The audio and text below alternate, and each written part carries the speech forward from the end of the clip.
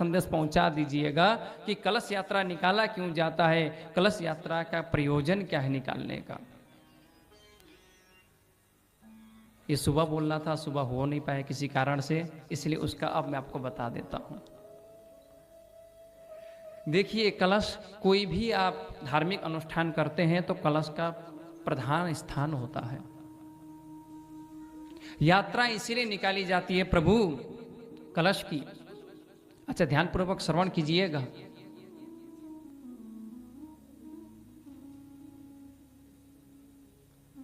वो कोई साधारण मिट्टी का बर्तन नहीं, उसमें अपने जल रखा, सर में रखा, उठा के चल दिए, ये नहीं है। कलश का मतलब होता है प्रभु जिसमें सभी देवी देवता निवास करते हैं। कैसे निवास करते हैं?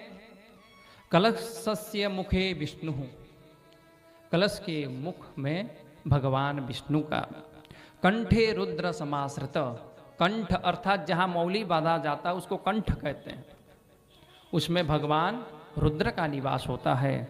मूले तत्र स्थितो ब्रह्म, मूल में ब्रह्मा जी का निवास होता है। मध्य मातृगण स्मृता, मध्य में गणेश जी की 16 मात्राएं, जितनी भी माताएं हैं और स्वयं गणेश जी विराजमान होते हैं। और कलश के चारों दिशाओं में चारों वेद है क्रमशः, ऋग्वेद, यजुर्वेद, सामवेद, अथर्ववेद।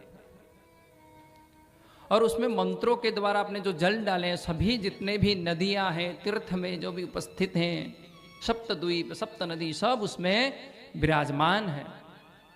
पूरा एक ब्रह्मांड आपका उस कलश में विराजमान है। और जब उसको आपने उठा के अपने सर में रखा तो आपका सर झुक गया। आपके अंदर मैं का जो अभिमान था वो कलश रखने से झुक गए, ऊपर नहीं उठेगा। ऊपर ही उठेगा तो कलश का जल बाहर गिरेगा। मानो कलश उठाकर आप परब्रह्म परमात्मा के सामने झुक रहे हैं, उनसे कह रहे हैं प्रभु मैं आपके शरणागत हो चुका हूं, मैंने आपको अपना लिया है। अब आप कोई साधारण पुरुष नहीं है, महापुरुष है जिसने भी कलश उठाए हैं। देखिए, भाग लेने के लिए बहुत लोग आए गगन जी के पास, किंतु भाग वही ले पाया जिसको भगवान ने चुना। कथा में हर कोई आना चाहता है, किंतु आता वही है जिसे भगवान चुनते हैं। मैंने शुरू में कहा ना, भाग्योदये न बहुजन्म समर्जिते न। कथा में वही आता है जिसको भगवान बुलाते हैं। आने के लिए तो बहुत तैयार हैं, किंतु कोई न कोई उनको बाधाएं पकड़ लेती हैं। और जब आप कलश लेकर चलें, वो तो उठाने का हो गया, अब चलने का क्या है भाई? पृथ्वी को और वायु को पवित्र करते हुए आप आए हैं। और उसमें भी आज तो देखिए अद्भुत कर दिया महाराज ने। क्या किए? पहले तो सड़क में झाड़ू, फिर गंगा जल, फिर पुष्पों की वर्षा। ऐसे शुद्ध तो हो ही रही थी, इसमें डबल शुद्ध हो गई। अभी तो सिर्फ यही बैकुंठ धाम था जहां यात्रा निकलो, सब दिल्ली वासी, सब बैकुंठ धाम, करोल बाग, सब बैकुंठ धाम में आज है महाराज सब कोई। आज करोल वासी बड़े भाग्यशाली हैं जो ऐसी दिव्य यात्रा निकाली सके।